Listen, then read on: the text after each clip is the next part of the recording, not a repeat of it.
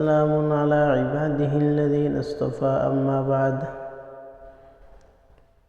সম্মানিত দর্শকবৃন্দ, বর্তমানে আমাদের মধ্যে একটি মাস চলিত আছে, যেই মাসটা হলো শাবান মাস। যেই মাসের গুরুত্ব অনেক, যেই মাসের স্পেশাল একটা আমল হলো নফল রোজা রাখা, বেশি বেশি নফল রোজা রাখা। আল্লাহ রাসূল সাল্লাল্লাহু আলাইহি ওয়াসাল্লাম এই মাসে সবচেয়ে বেশি নফল রোজা রাখতেন।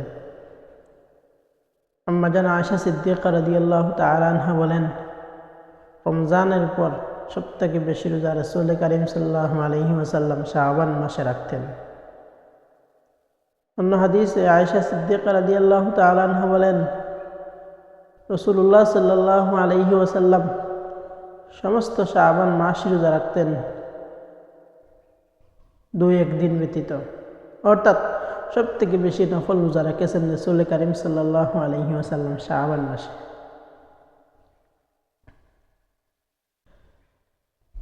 রাসূলুল্লাহ সাল্লাল্লাহু আলাইহি ওয়াসাল্লামের এক আদরের সাহাবী উসামা ইবনে যায়েদ রাদিয়াল্লাহু তাআলা আনহু বলেন, আমি রাসূল কারীম সাল্লাল্লাহু আলাইহি ওয়াসাল্লামকে জিজ্ঞেস করলাম, আল্লাহর রাসূল, আপনি এই মাসে এত বেশি নফল রোজা রাখেন কেন? রাসূলুল্লাহ সাল্লাল্লাহু আলাইহি ওয়াসাল্লাম বলেন, আমি 2টি কারণে এই মাসে সব থেকে বেশি নফল রোজা রাখি। 1 নম্বর, শাবান মাস হলো 2 মাসের গুরুত্বপূর্ণ 2 মাসের মধ্যবর্তী একটি মাস। রজব এবং রমজানের মধ্যবর্তী মাস হলো শাবান। রজব মাস সম্মানিত মাস, হারাম মাসের মধ্যে 4 মাসের মধ্যে থেকে একটি হলো রজব, আর সাইয়্যিদুশ শুহুর হলো রমজান মাস। এই 2 মাসের মধ্যবর্তী একটি মাস হলো শাবান। এই শাবান মাস মানুষ খেলায় খেলায় কাটিয়ে দেয়। মানুষ ভাবে সামনে রমজান আসছে, রমজানে আমল করব, রমজানে ইবাদত করব, শাবান মাসকে পিছনে ফেলে রাখে। আল্লাহ রাসূল সাল্লাল্লাহু আলাইহি ওয়াসাল্লাম বলেন, এই শাবান মাসের গুরুত্ব বোঝাতে গিয়ে আমি এই মাসে সব থেকে বেশি নফল রোজা রাখি। 2 নম্বর আরেকটি কারণ হলো এই মাসে সব থেকে বেশি নফল রোজা রাখার, এই মাসে ফেরেশতাগণ আল্লাহ রাব্বুল আলামিনের নিকট বান্দার আমলনামা পেশ করেন। আল্লাহ রাসূল বলেন, আমি পছন্দ করি আমার আমলটা আমার রবের নিকট পৌঁছুক, আর এই অবস্থায় আমি কি রাখি? নফল রোজা রাখি। কোনো মানুষ যদি কোনো মানুষের ডিউটি চাকরি করে, আর মালিক যখন সামনে এসে যায়, মালিক সামনে আসার পর যদি তার কর্মচারীকে কাজের মধ্যে ব্যস্ত দেখে, তখন মালিক খুশি হয়ে যায়।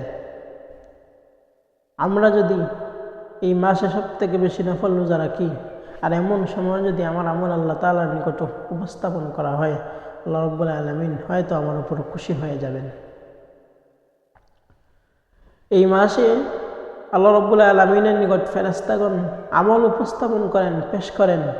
আল্লাহ রাসূল বলেন, আমি পছন্দ করি আমার আমলটা আমার রবের নিকট পৌঁছুক, এমত অবস্থায় আমি রোজাদার, এমত অবস্থায় আমার আমলটা আমার রবের নিকট পৌঁছুক।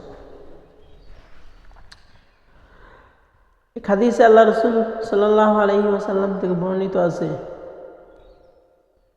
শাবান মাসের 15 তারিখ রাত্রে, 14 তারিখ দিবাগত রাত্রে আল্লাহ রাব্বুল আলামিন এর নিকট সমস্ত বান্দার আমলনামা পেশ করা হয়। ওই রাত্রেই আল্লাহ রাব্বুল আলামিন আগামী বছর যারা মারা যাবে তাদের লিস্ট করা হয়। ওই রাত্রে কারা জন্মগ্রহণ করবে এদেরও লিস্ট করা হয়। ওই রাত্রে এই বান্দার আমল উপস্থাপন করা হয়, আর আল্লাহ রাব্বুল আলামিন ওই রাত্রে এই বান্দার রিজিক নির্ধারণ করেন। আমার আমল যদি আমার রবের নিকট পৌঁছে এমত অবস্থায় আমি রোজাদার, আমার আমল যদি আমার রবের নিকট পৌঁছে এমত অবস্থায় আমি নামাজের মধ্যে দাঁড়িয়ে আছি, হয়তো মহান রব আমার উপর খুশি হয়ে যে এই জিনিসটা আমার জন্য ভালো হয় এমন ফয়সালা করবেন। তো আল্লাহ রাসূল, আমি সব থেকে বেশি নফল রোজা রাখি শাবানের 2 কারণ। এক কারণ হলো শাবান মাস হলো রজব এবং রমজানের মধ্যবর্তী মাস, গুরুত্ব বোঝাবার জন্য।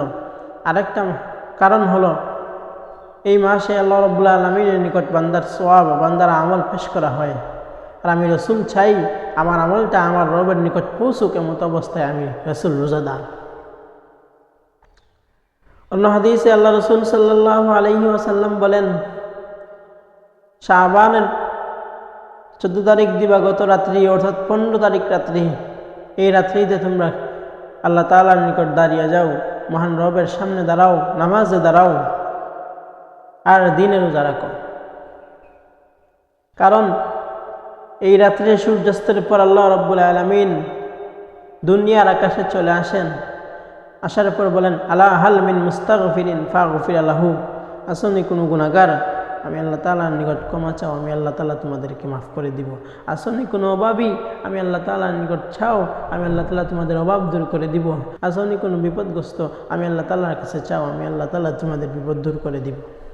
আল্লাহ কাজা হাত্তা ইয়াতলু আল ফাজর, এমনভাবে আল্লাহ তাআলা ডাকতে থাকেন ফজর পর্যন্ত, ডাকতে থাকেন সুবহ সাদিক পর্যন্ত, ডাকতে থাকেন। কারণ শাবান মাস গুরুত্বপূর্ণ একটা মাস, নফল রোজা রাখার মাস। এই মাসে সব থেকে বেশি নফল রোজা রাখবো। তবে শাবানের শেষ দিকে গিয়ে আমরা বেশি রোজা রাখবো না। শাবানের শেষ দিনগুলোতে, বিশেষ করে শাবানের শেষ তারিখ রোজা রাখবো না।